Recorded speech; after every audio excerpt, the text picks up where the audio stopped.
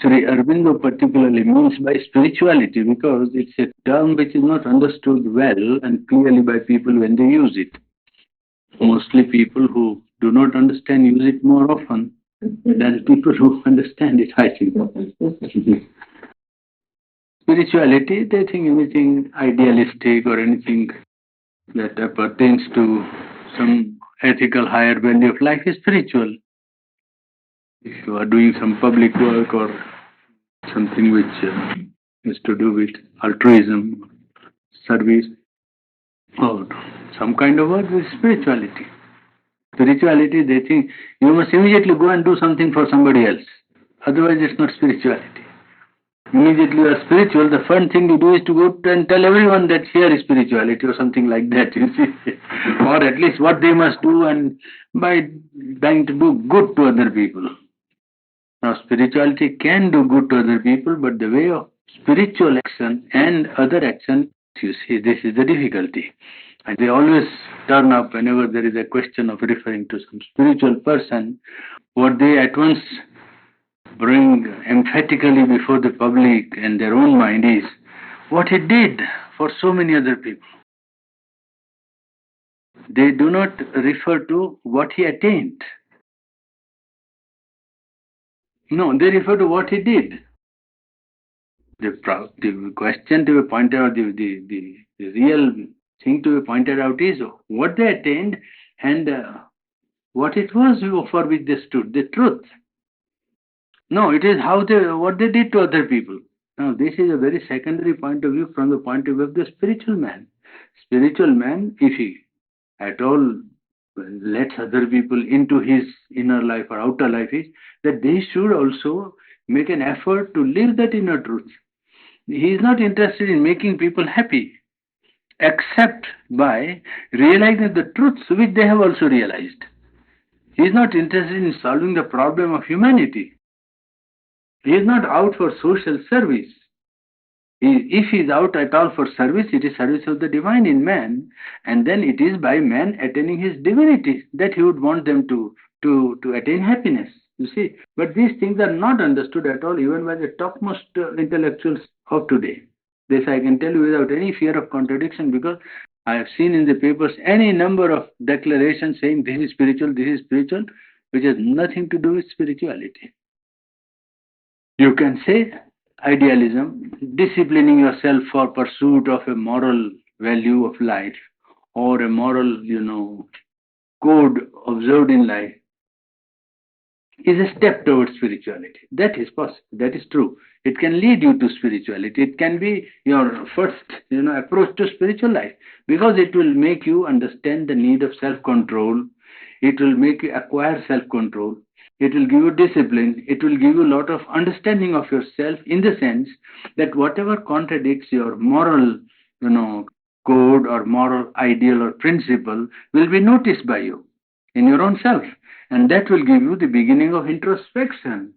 You will be able to watch yourself all the time and see what is contradicting your moral, you can say, decision or will or moral ideal. You see, if you have taken the vow of simplicity, and if you are attracted by things which require you to have many things, then you immediately notice this is again simplicity.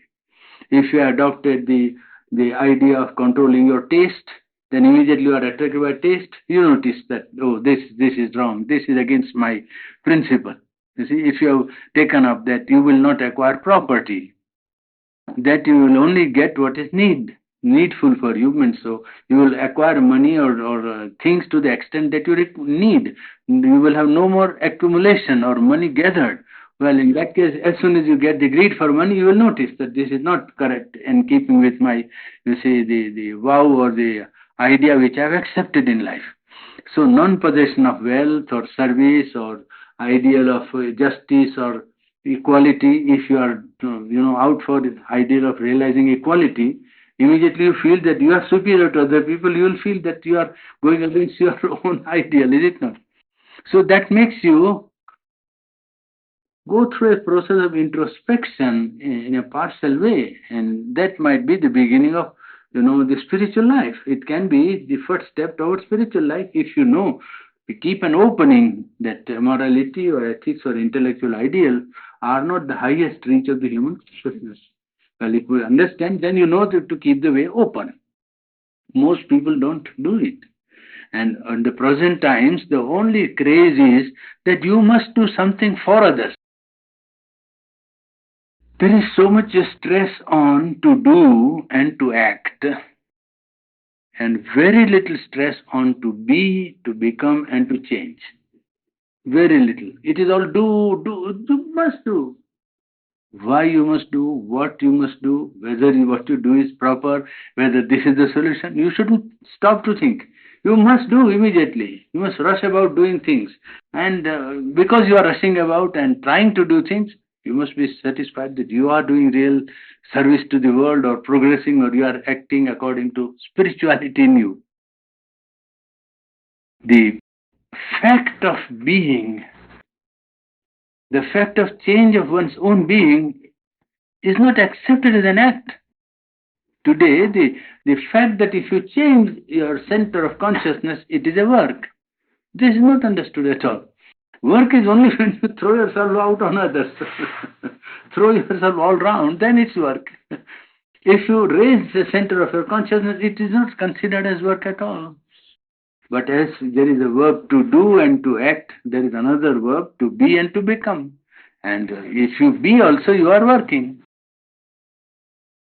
If you be unselfish, if you be unegoistic, if you be without desire, you are working. You are not idle.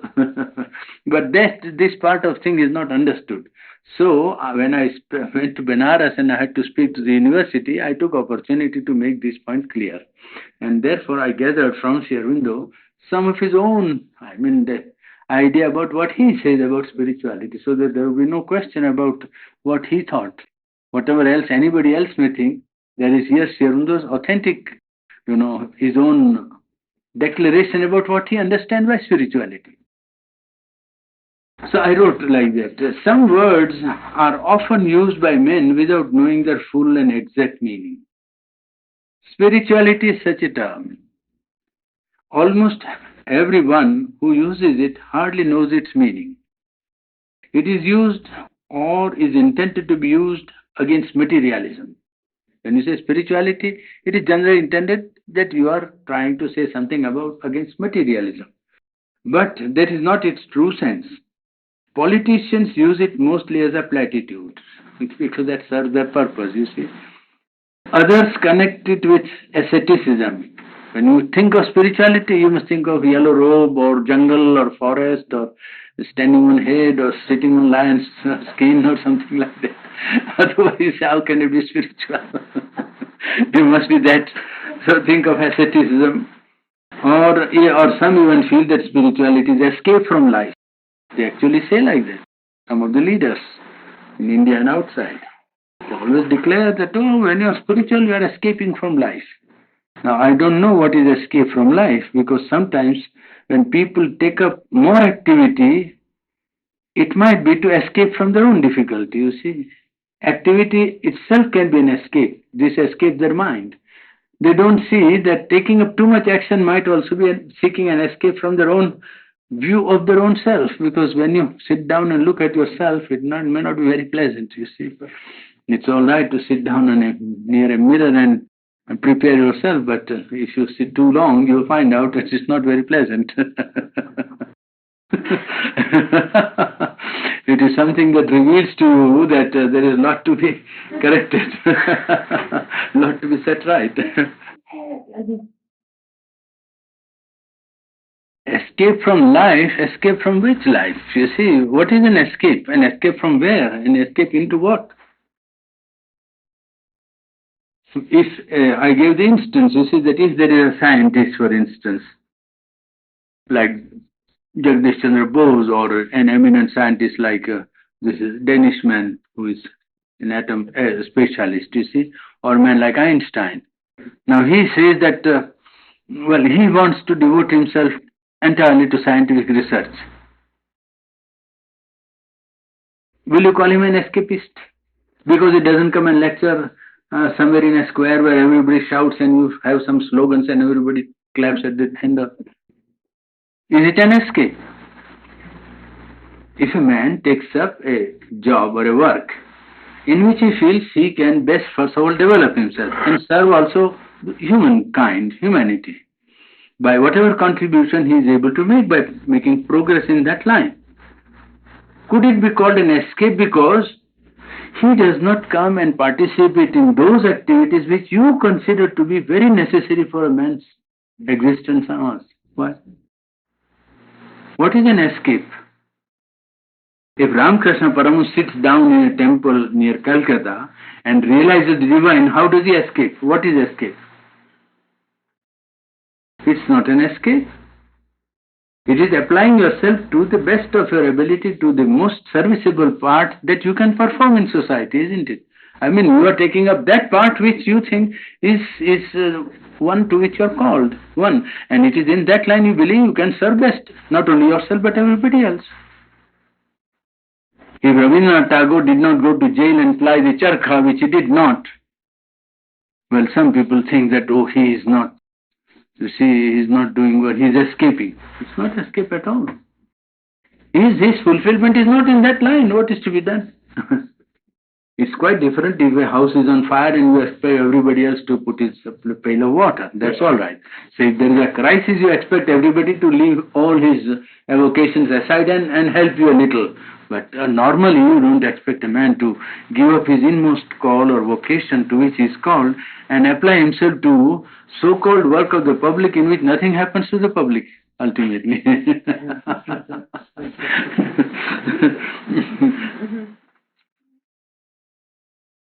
Yes, there are people who equate spirituality with ethical conduct and even with ideals of service. And sir, I think Kaiserling it was who said that altruism is the highest form of egoism. To believe that you are doing good to others is the acme of egoism. What is good of others? How do you know what is good for others? Oh, you believe that. Many people will, just your opponent also believes that what he says is good for others. You see, the idea that I am serving others and I can do good to others is very pride, great pride and egoism. In fact, spirituality wouldn't want you to have it. Spirituality wants you to get rid of that idea that you see, you are doing something to others and so on. If you will do something, it is to the divine, and because divine is in you and divine is in them, and so you are serving the divine in them, that's all. At the maximum, I mean, it's not at all that you are doing anything for anybody else. But that idea is there, and people believe that is altruism, and that is something part of spirituality, which is also not true. The explanation and definition of the term given by Sri Aurobindo is precise, and I think it's better that I give it in the original. Spirituality has evidently to do with the word spirit. And because spirit is non-material or believed to be non-material, spirit is believed to be divine and essential element present in all men.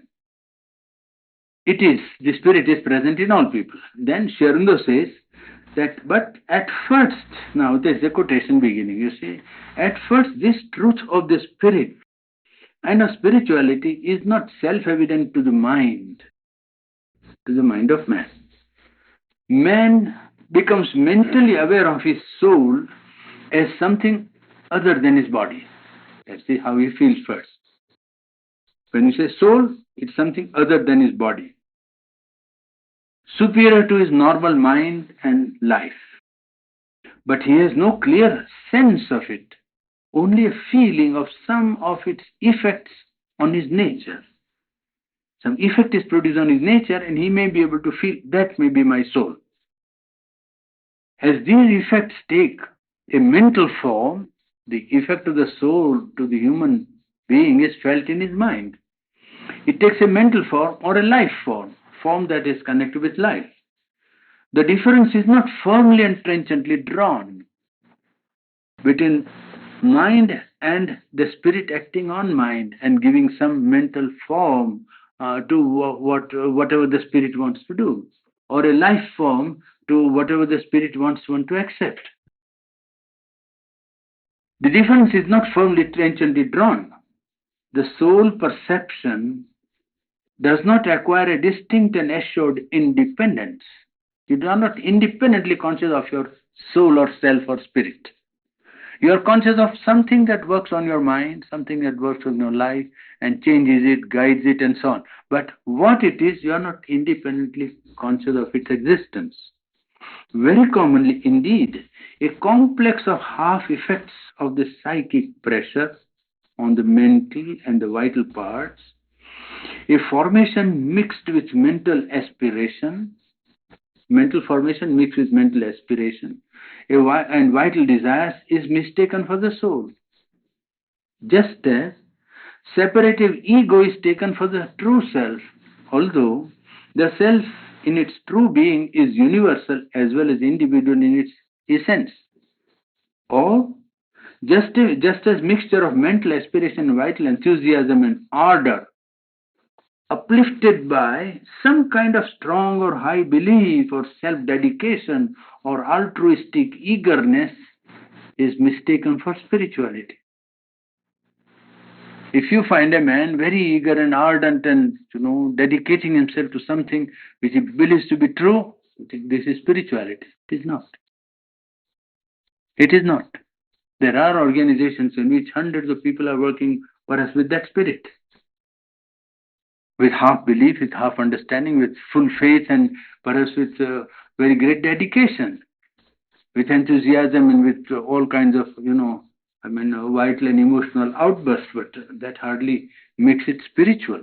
That is why he is pointing out that just as a mixture of mental aspiration and vital enthusiasm and ardor, uplifted by some kind of strong and high belief that this is the cause and this must be done, or self dedication or altruistic eagerness. There are people who have that eagerness. You can see so many organizations with that kind of eagerness, telling that such and such a day something must happen, and so everybody must be made to do something on that day or at that movement or for that movement, and so on. They always go about. Now, that is altruistic eagerness. It's not spirituality. But they think it is spiritual work, actually. They seriously think it is spiritual work. He finds that these misconceptions are quite natural in the present state of man's development. He does not blame man for having these incomplete or imperfect ideas. He quotes, I quote again from Life Divine, but this vagueness and these confusions are inevitable as a temporary stage in the evolution, which, because ignorance is its starting point, and the whole stamp of our first nature must necessarily begin with an imperfect intuitive perception and an instinctive urge or a seeking without any acquired experience or clear knowledge. So if one has a mixture of mind and vital or an ardor or altruistic motive or some mental aspiration mixed with some ideal and so on, well, it is excusable. That is what man can have in the beginning of his spiritual uplift. Even the formations, which are the first effects of the perception or urge, or the first indices of a spiritual evolution, must inevitably be of this incomplete and tentative nature. But the error so created comes very much in the way of true understanding of spirituality. It doesn't allow one to understand true spirituality. Then he clarifies the meaning of the word by first stating what spirituality is not, so that you know it by elimination rather than by affirmation. You know it by what spirituality is not. It must therefore be emphasized, he says, that spirituality is not high intellectuality. People studying philosophy think that they are spiritual. They are only thinking of how much money they will get at the end of the month.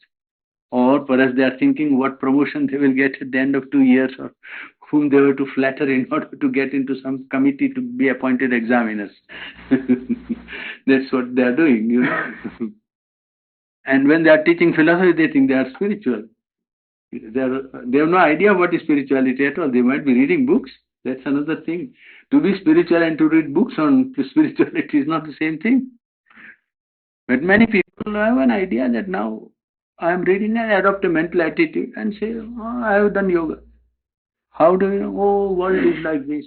I am not the actor, this, that. It's a mental talk, which they can always do without any correspondence. When something actually happens, when the nature gives a step, then you find out whether he believed it or not. It is so long as no test comes, everybody can go on maintaining his idea of what is spirituality and so on, wrong, half right, or absolutely false. But as soon as any test comes, it is found out that it was only an idea somewhere held, nothing to do with actual concrete realization.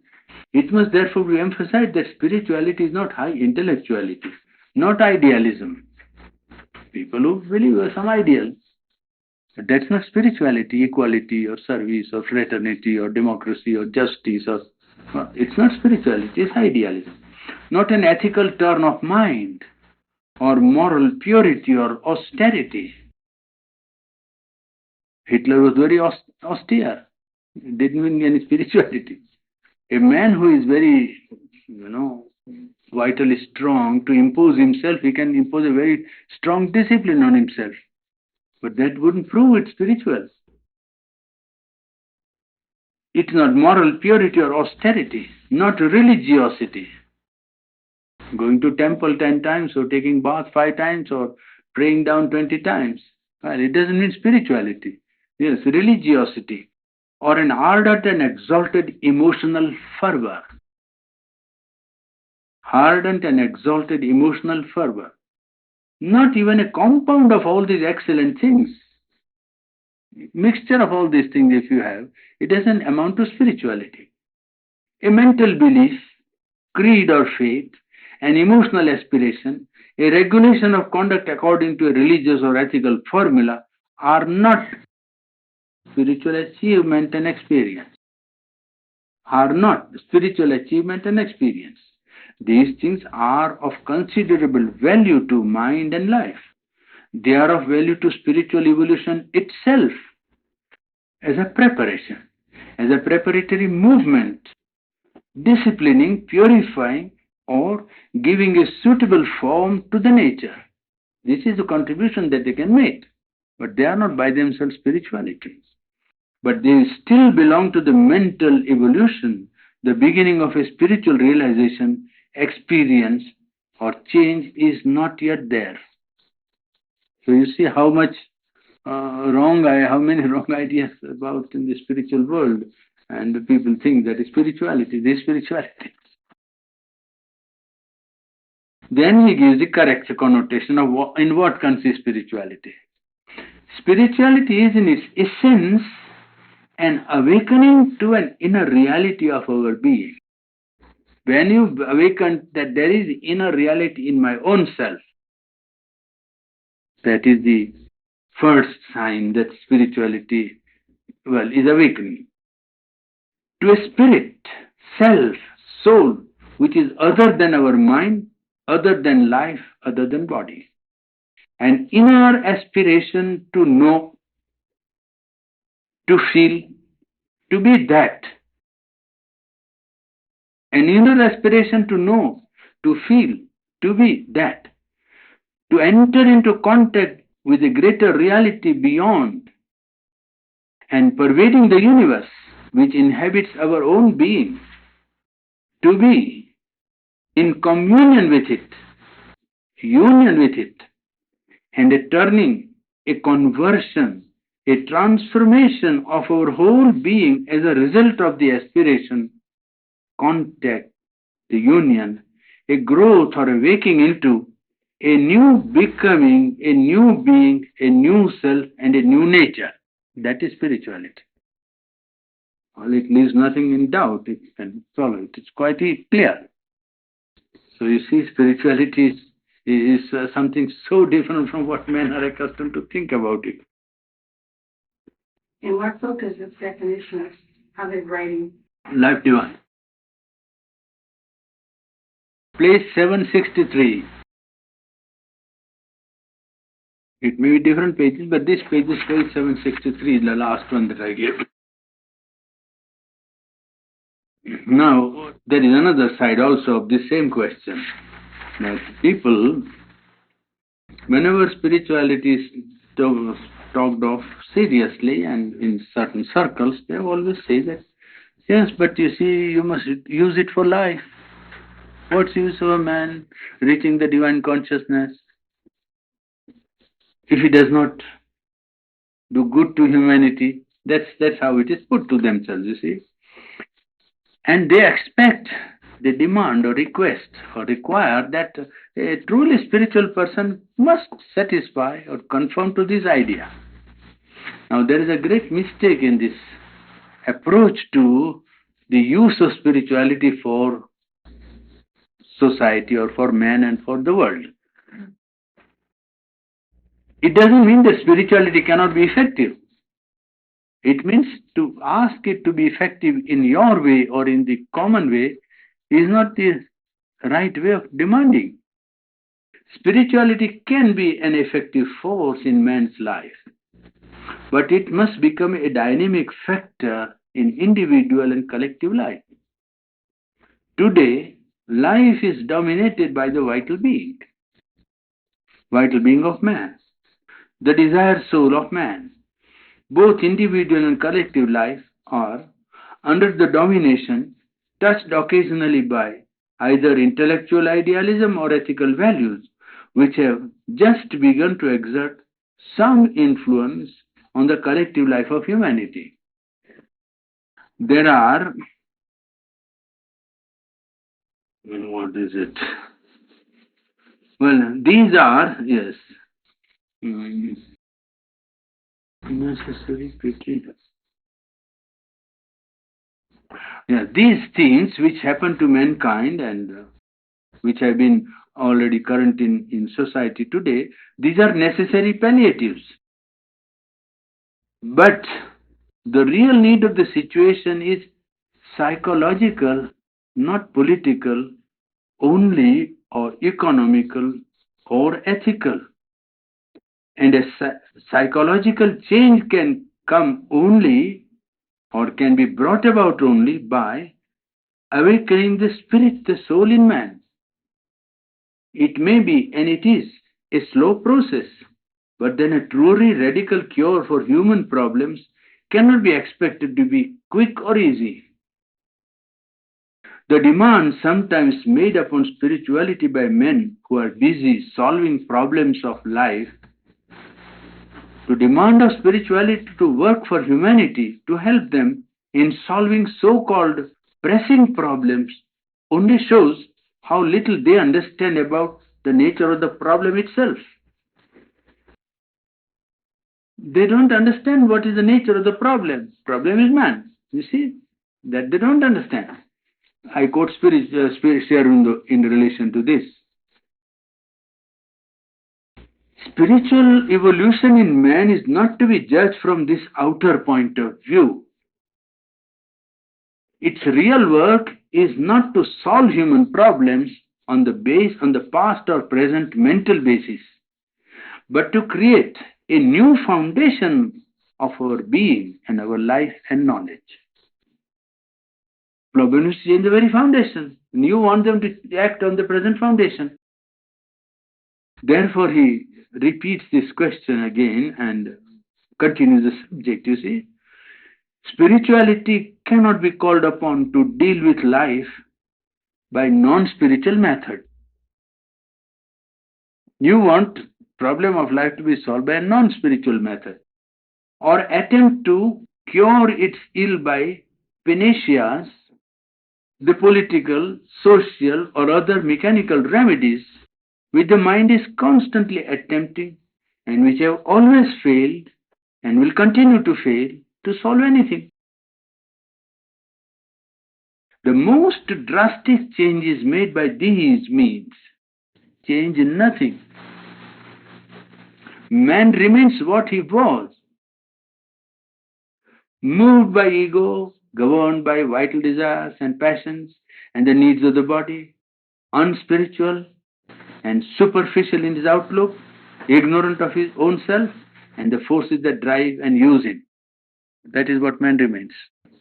And that is the problem. Only a spiritual change evolution of his being from the superficial mental toward the deeper spiritual consciousness can make the real and effective difference. And that can be done by awakening the inner life in him and psychological awakening in him.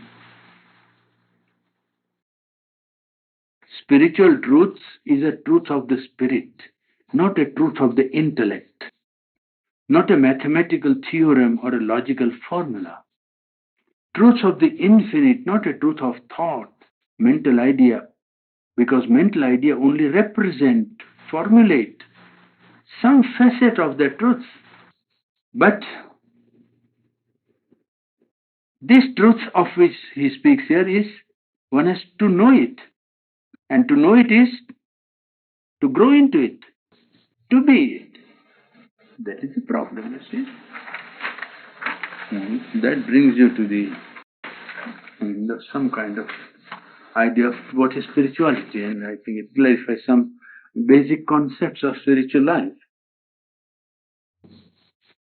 Well, I can try something about Buddhism just at a beginning. I think we can make some start with Buddhism because we want to have just a little outlook. Not that we are keen on it, but just to see how it seems from the point of view which we are evolving in our study here. You see. So before I give that, some historical data is necessary to put our mind in contact with Buddhism. You know that Buddha, was born in 560 BC. Clearly 500 years before Christ. More than 500, 560 years before Christ. And he lived up to 480, to the age of 80, that is 480 BC, 560 BC. He was born among the Shakya and the Koliya tribes. The Koliyas, they were called Kolayas or Koliyas. In the north of India, at Lumbini, the village which is 100 miles north of Benares. Just straight away north from Benares, 100 miles. It is now in Bihar, I think, at the foot of Nepal. You see, partly Nepal and north of Bihar. He was married at 16. There was a very fine story about his marriage. It was a marriage by what you call, competitive marriage, in the sense that I think there was something was put there as a test, and you had to cut the lamb or the goat at one stroke of the sword, you see, and everybody failed and Buddha succeeded, and that's how he married Yashodhara, his wife, you see. Well, that was the test put for the young princes or young people who were called to participate in the choice. His son was born, and at 29, he left his house after the birth of his first son, the only child, you see. It was the birth must be 28, and he left his house at 29. Now, the cause of leaving house was the being troubled by the inevitable badge of human suffering, you see, and its incidence on human life. Sickness, old age, infirmity, death, and all kinds of things that are, that flesh is there too, as they say, you see. And the feeling can be described in something like what C.D. Lewis said in one of his poems, C.D. Lewis has put in one of his poems this idea: lying awake one night, he saw eternity stretched like a howl of pain. Well, Buddha must have felt that, I think, you see. Lying awake one night, he saw eternity stretched like a howl of pain. Well, that is how Buddha must have looked at the world, I think. Anyhow, he took to mortification when he left his house, you see. Mortification of the flesh means he surrendered himself to all kinds of not eating and fasting and waking and standing on head perhaps, or doing all kinds of impossible things and so on. For 5 to 6 years he pursued that subject and found it doesn't pay, it doesn't change anything because of the pressure, so he left. One day he became absolutely unconscious on account of hunger, you see. And I think it is Sujata, one of the shepherd girls who was passing, you see, and he saw that this man was almost dead. You see, and the description is very vivid. His stomach has touched his spinal cord. You see? And she thought that he was almost dead but found some sign of life. So she poured some goat's milk into his throat and he revived. So all his life he was obliged to her because that taught him also the lesson that mortification is not the way. She took him to his house afterward, to her house, and then he learned that no, this extreme is not the way. Then he chalked out what they call the middle path, you see. Yes, not too much of this side, not too much on that side, but remain in the middle or something like that, you see. Well, going about meeting many persons and many spiritual personalities, but he accepted none of them and sat down one day at the bottom of the Bodhi tree with a firm resolution and got enlightenment when he was 35. At 35, he got his enlightenment. And during this, you find that from that time to 80th year, means for about 45 years, the years of his ministry, as you say, you see, he preached the gospel, the truth that he had found. And that was the remedy for suffering of man, is the abandonment of possessive tendency, abandon of desire, intensity to hold things, you see, acquisitive tendency. Trishna, he called it, Tinna, that is the name, word they use. The language was at that time, I think, it was Pali, you see. Ardhamagdi it is called, Magad, that is Ardhamagdi language, in which all his writings also have been embodied, written. And he suggested as a practical remedy the Eightfold Path, but that will come to afterwards. But the organization, after 45 years of his ministry, there were many people who followed him. Small band, it began with a small number, but it increased gradually. And during 45 years, all the work was done on foot, you must remember. Buddha didn't even travel all over India. He traveled a tract of about 250 by 100. That's all. 250 miles by 100. That's all the tract that he covered during 45 years. And that was quite intensive work in one sense, but from our point of view, very limited. There was no radio. So he couldn't talk to people across the seas. As Buddha could talk now if he was here. Well, but that created an intense field for his operation and established his view by creating a sincere following during his lifetime. And the books were organized not by him. Books are not written by Buddha. The Buddhistic Tripitaka, what is called the canon, is not creation of Buddha, just as Bible is not the writing of Christ. Same as Gita is not the writing of Krishna, you see. And this is a very unfortunate thing for mankind in one sense. In another sense, it is not a great loss because after all, you count them important for their consciousness and not for what they say or organize for humanity, but for what they stand in consciousness. But it would be better, certainly, if we had a chance of knowing in full what they had intended to leave as their view of the cosmos. In fact, what is recorded is only by his immediate disciples. It is gathered in Sutta, you see. Then three parts of Tripitaka. The one is the Vinaya. Vinaya is the law, means the observances to be maintained by or kept by the monks. You see, Vinaya is the code of discipline. Books containing code of discipline, what a monk should do and should not do. That's what it deals with. The Sutta deals with what Buddha said, doctrine. And then Abhidhamma deals with problems of life so far as Buddhism can solve them. And that contains also Jataka, the past record of Buddha's own incarnations, 600. You see, that also is included in Tripitaka. But it's not regarded very important. These three, organization of the discipline, rules of conduct, talks of Buddha recorded by his disciple, forming the doctrine. And thirdly, the dharma, the religious dispensation or decisions given either during Buddha's life and recorded by his disciple or given by his chief disciples during their lifetime. Well, that is the the canon of Buddhism.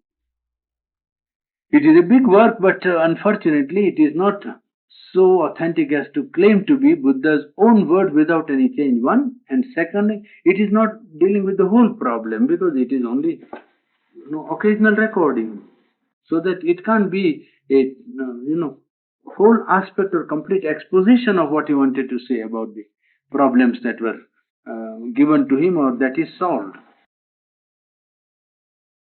That is one. And then,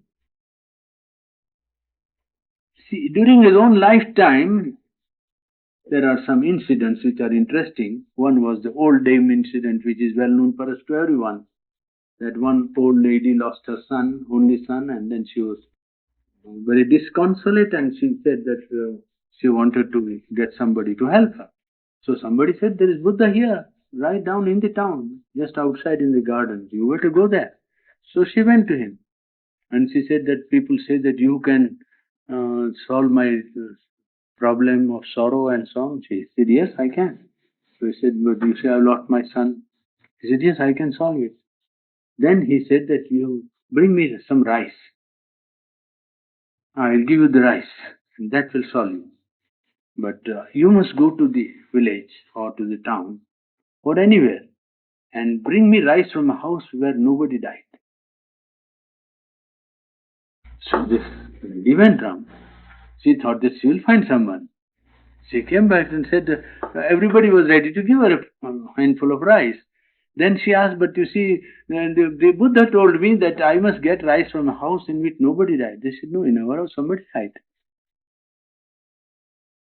You see, so when she came back in the evening, he said, see, so you see, you are not alone.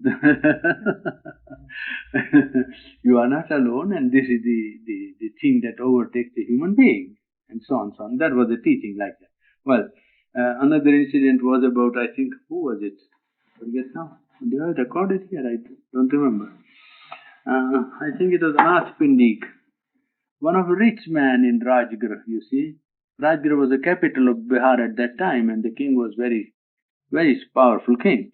But he was not a Buddhist, the king. But this rich man of the city, aristocrat, was a follower of Buddha.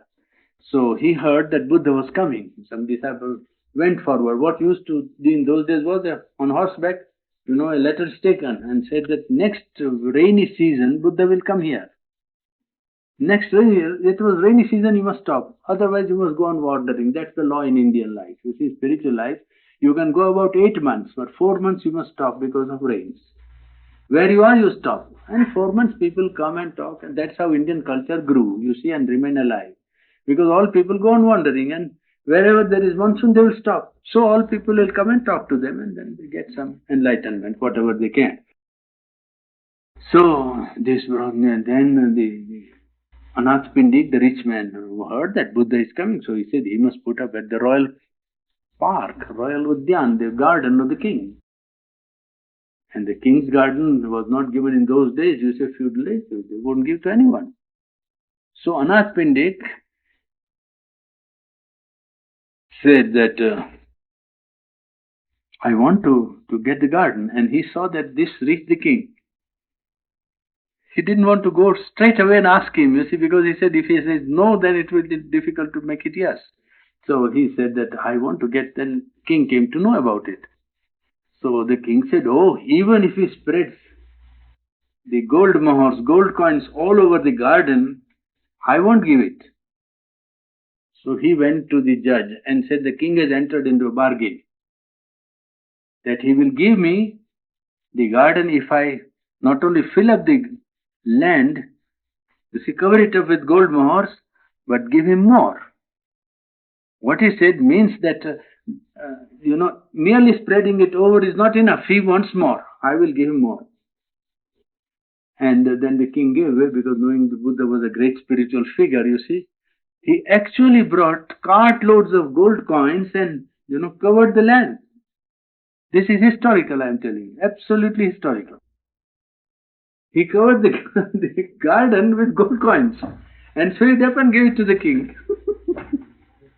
Well, that became the Jetvan Vihar. That became the famous garden of Buddhists Afterwards, whenever he visited Rajgir, the capital, he stayed there, you see.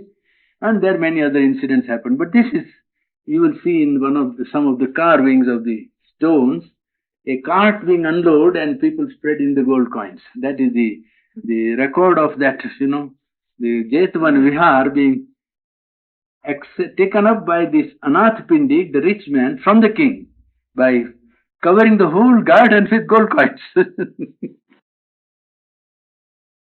And third incident was at Kapilavastu, means his own native place where he went after being Buddha, means after he was 35, 5 or 7 years after that, when he had already become known as Buddha and so on.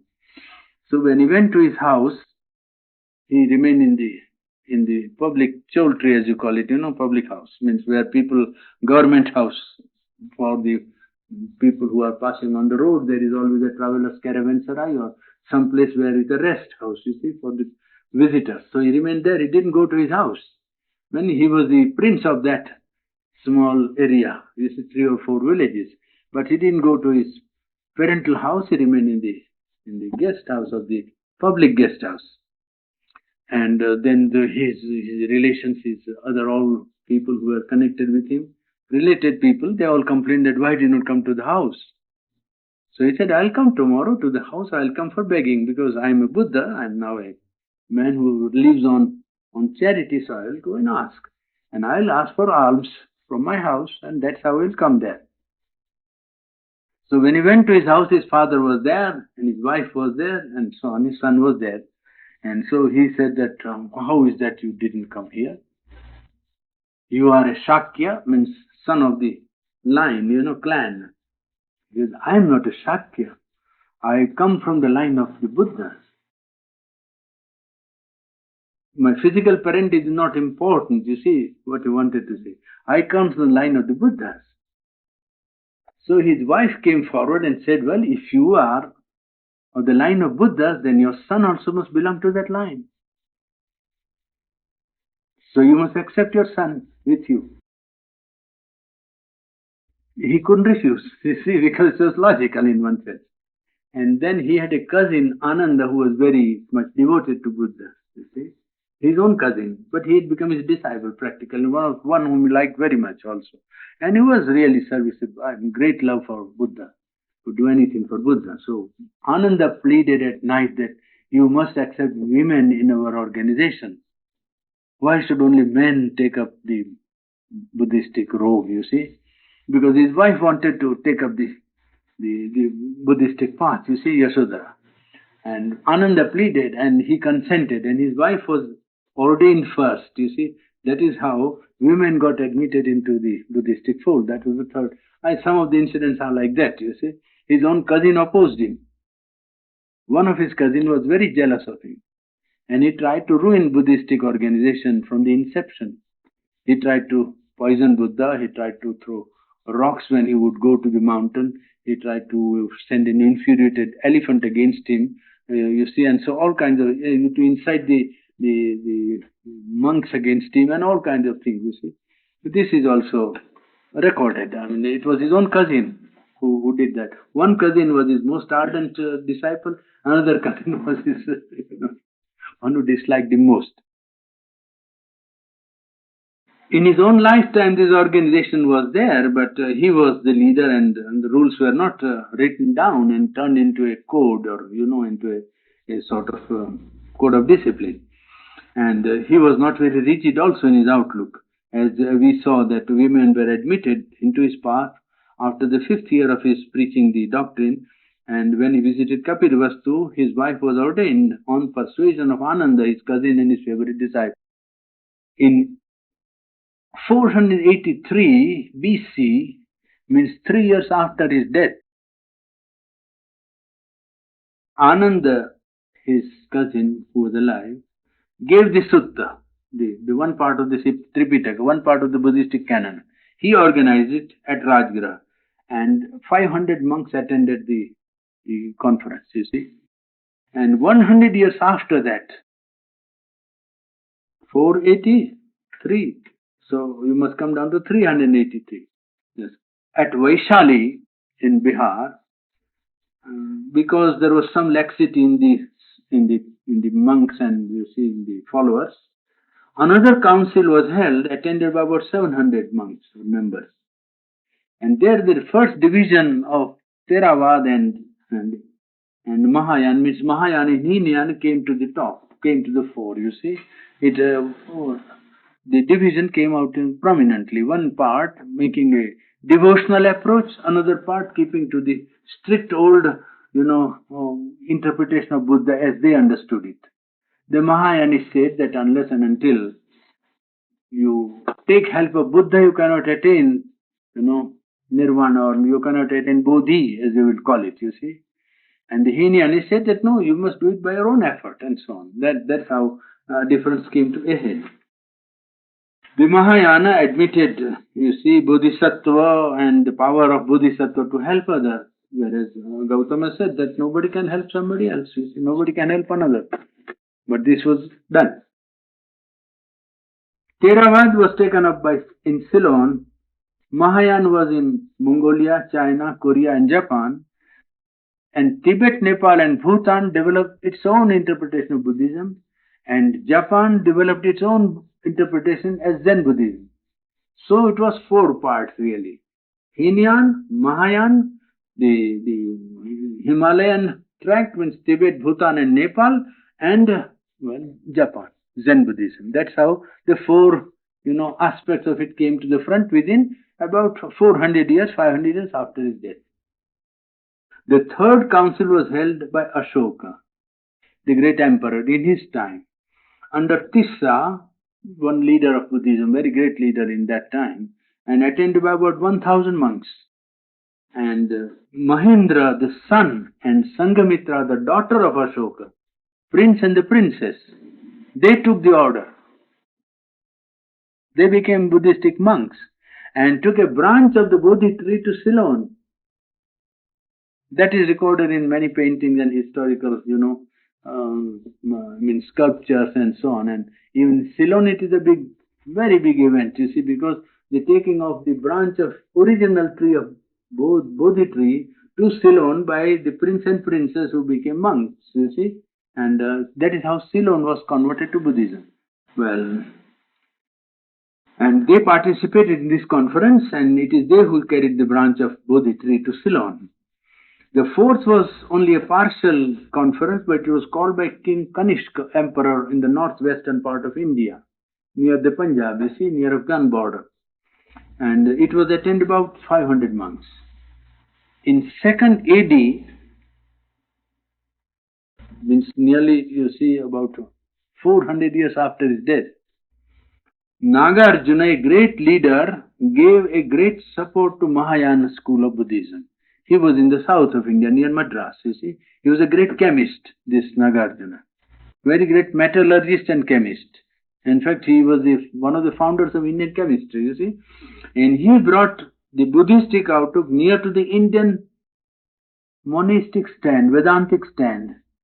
He changed the turn of Buddhistic thought into very near the Indian stand, you see, in 2nd AD, by admitting Dharma Dhatu as a cosmic element.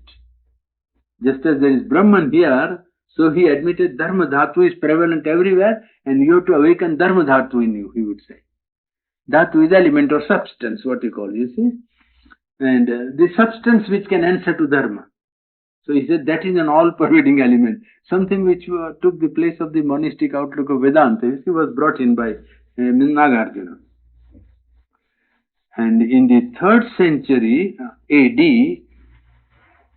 there was a further approach to Indian way of interpretation of Buddhism by Yogachara school. The school itself is called Yogachara, in which meditation became a very important part of following a Buddha, you see. And Maitreya, Asanga, and Vasubandhu were the leaders of this after Nagarjuna.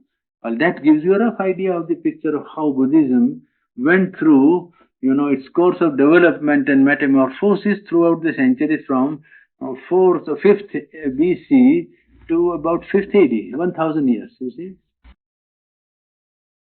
Now, if we'll take up the doctrinal part afterwards, you see. Esoteric Buddhism is there also, It's a very large field, but we wouldn't want to enter into that esoteric part because that is just the same thing as tantric. Tantra is Buddhistic and pure Tantra also. Buddhistic Tantra is there, Nepal has got Tantra, Tibet has got Tantra. Well, that is, really speaking, esoteric Buddhism or occult Buddhism. And that is a special branch, and I don't think that there is any use of taking that part up. This Nagarjuna explained Shunyavad of the Buddha, means void, nirvana was supposed to be void. So explain nirvana by saying that it only means that existence is relative, that's all. That existence is relative and not absolute. That's how they came very near the Indian standpoint and tried to retain Buddhism. But after 5th century, I think that when Shankar came on the scene in the 7th and 8th century, well, Buddhism had already become, moribund, decadent. Very much of its original force was lost. Lot of change also had taken place, and Buddha repudiated Vedic rites and ceremonials and performance of religious rites and so on. He depended on personal effort. And he refused to admit the authority of the Veda. So many of those things which went against the mentality of the current people at that time, well, slowly the admission of monks into the order, and then maintenance of discipline into the order, then admission of women into the order, then division of the order into two, human society into two parts. All these introduce many elements of weakness in the organization, you see, and the original impulse was lost. So Buddhism could not stand against the rejuvenation or the renaissance of, the original Vedic outlook, which took form of positive affirmation in Shankar's, approach to the problem of man. When Shankar came, well, he gave the last blow to Buddhism from India, because his logic was very clear and keen, and he founded himself on the old tradition of the country and gave an interpretation which did not require Buddhistic outlook at all, and yet was, in some aspects, something what Buddha also wanted to say. That is why the Orthodox Indians regard Shankar as one who is concealed Buddha. He is a Buddhist but concealed, because he believes what Buddha believed, but says in a way in which you would say that it's not Buddhistic. For instance, Buddha said that, you see, all is unreal. Well, that is what Shankar said, that the world is Maya. You see, now, he said it is Nirvana. Shankar said it is Brahma, that's all. Brahma who doesn't act, who is away from action, he is stable and static and not active and without qualities, and so it became absolutely very near what Nirvana would amount to, you see. So that there are people, philosophers and critics who charge Shankar with being Prachanna Buddha, means one who is hidden Buddhist, one who is Buddhist, under garb. Well, that gives you the rough idea of the outer aspect of Buddhism. Well, the doctrine aspect we'll take up tomorrow, as to the belief of Buddha and his remedy. That we take up tomorrow for consideration, because some part is there which I have to get ready. But this is what, partly it is ready here, but it's rather late now. Make any contribution to the order? Well, he was one of the monks, Rahul. He became one of the monks, but it was not as if it was anything special in the sense of his eminence or nothing of the kind. It's not recorded anyway. That's because it was Sri. Was Sri Aurobindo, was he also Buddhist? Personally, I don't think, but I can't say what Sri would have said. Personally, I don't think. Well, you know what I mean. Was he acting the role of Buddha? The same. No, he affirmed that he acted as Krishna. He affirmed that. Yes, he affirmed. That I know on authority, so that I can say. Not only on my authority, but on his authority. But that is for disciples and not for public.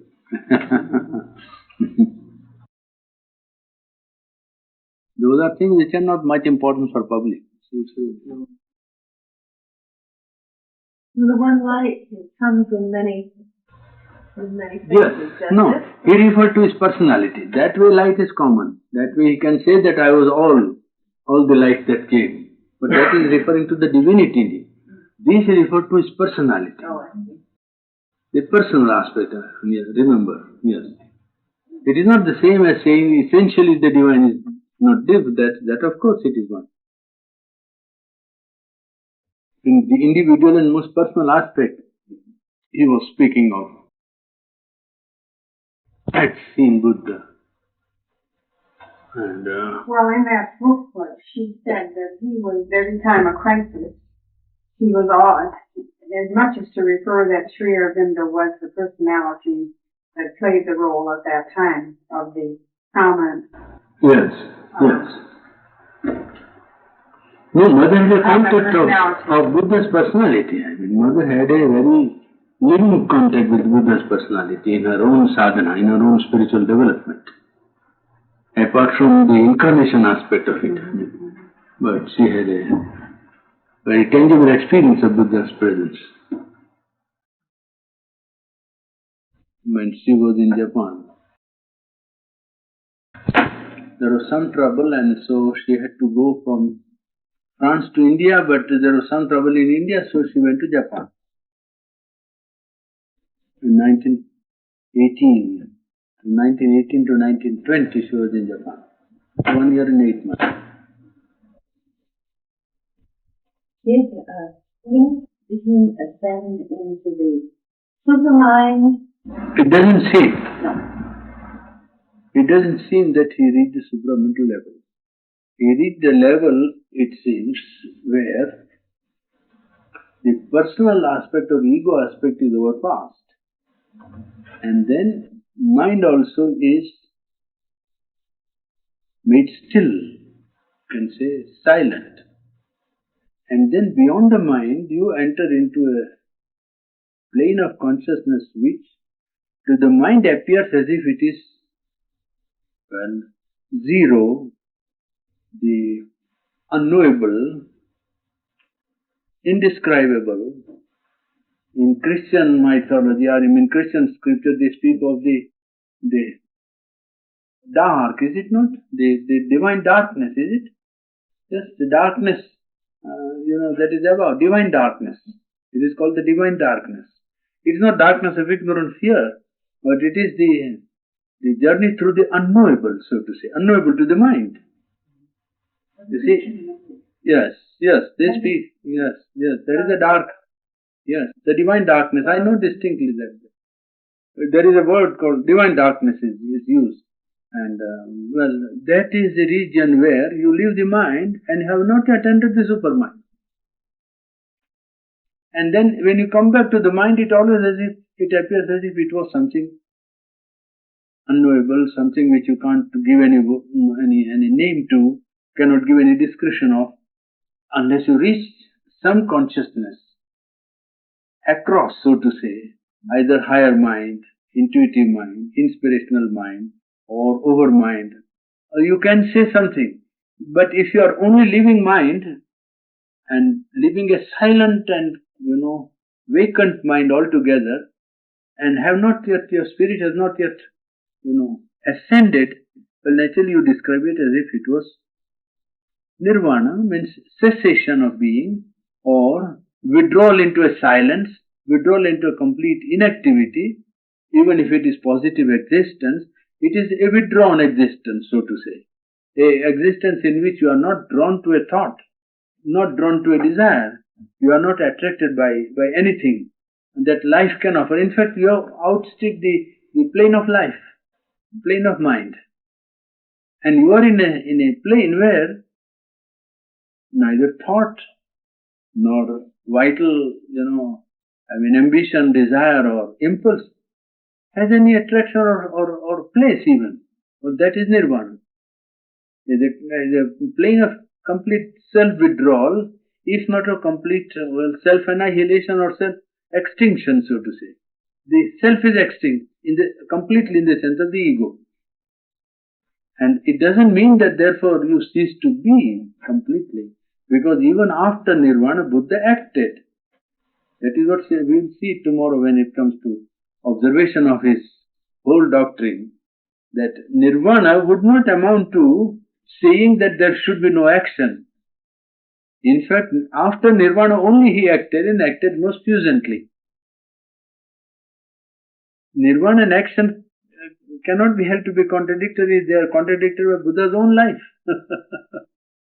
That is after Nirvana that he acted most powerfully. Yes.